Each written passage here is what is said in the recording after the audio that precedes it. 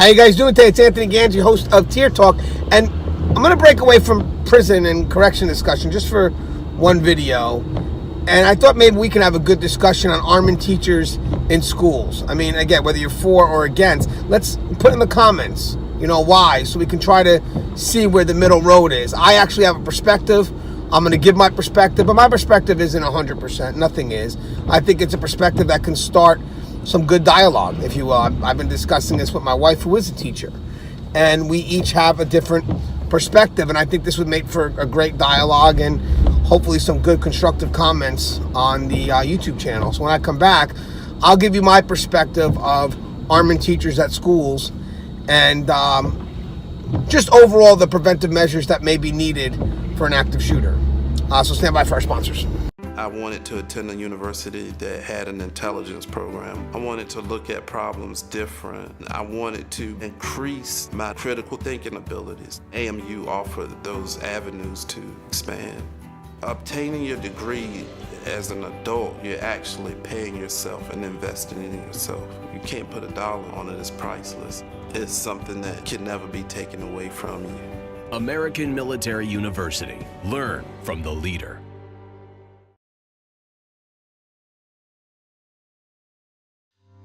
Being a corrections officer takes its toll on even the strongest individuals. The constant need to perform at the highest level, putting your life at risk in a hostile environment, and the mental scarring of traumatic experiences.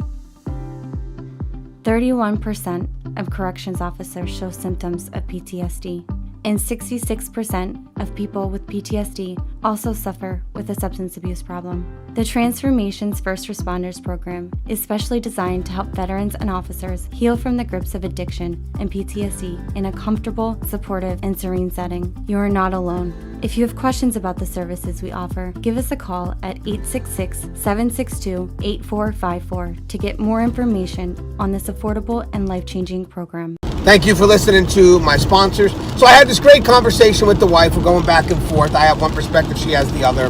But very constructive argument. We're just building off each other's perspective, and that's what I like. And hopefully we can do that with the comments. We remain respectful with our opinions, and we look to see if we can build middle ground. We can't be doing this being resistant to each other. I just don't. That doesn't get us nowhere. Okay, so one thing is that when they're talking about preventive measures, I remember cases where they wanted to increase metal detectors in schools and have more of an armed security present, and it was shut down because they didn't want the schools looking like war zones. Well, I think that if you explain to the children why these things are there, why you have the metal detectors, why you have the presence of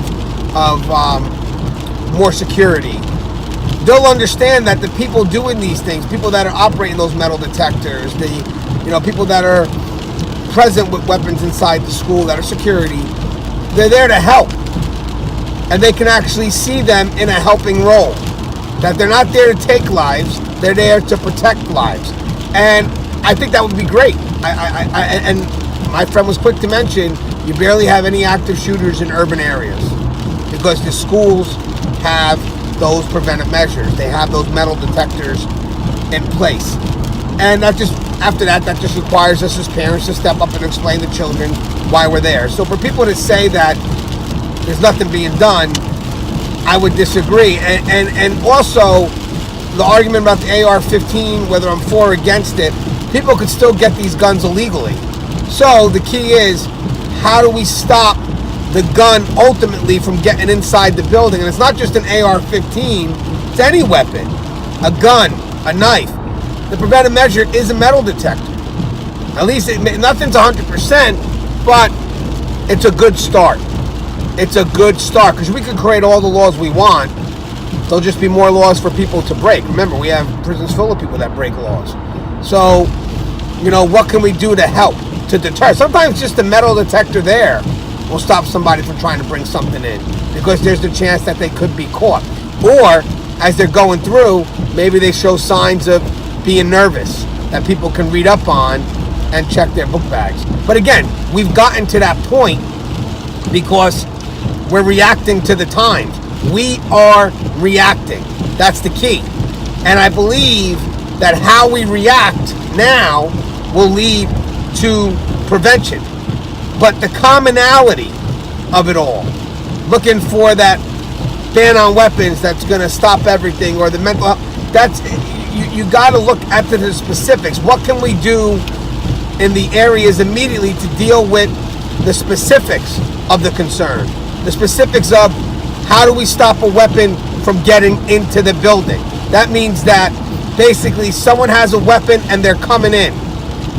So we have to act as if the weapon's already in their hands.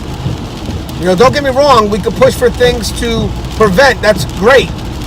Push for things to prevent the weapon from getting into their hands. That's great, let's work on that. But we also have to push for solutions that deal with the weapon being already in their hands. And one of those things will be the metal detectors. The increase in security, which I believe a town in New Jersey has already implemented that, and that's great. Very, very good preventive measure.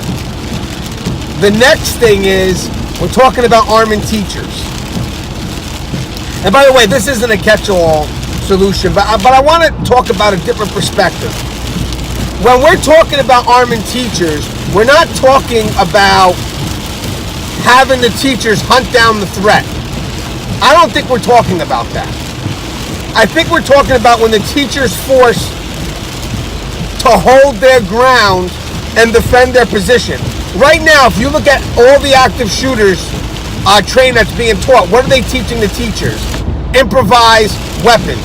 When you're trapped in a room and the teachers, and the active shooters coming in, these are the things you can use to take that active shooter out. Fire extinguisher, stapler, whatever it is, a pencil. They're teaching the teachers to improvise weapons and use those weapons to take that shooter out. Again, that's once they're standing their ground.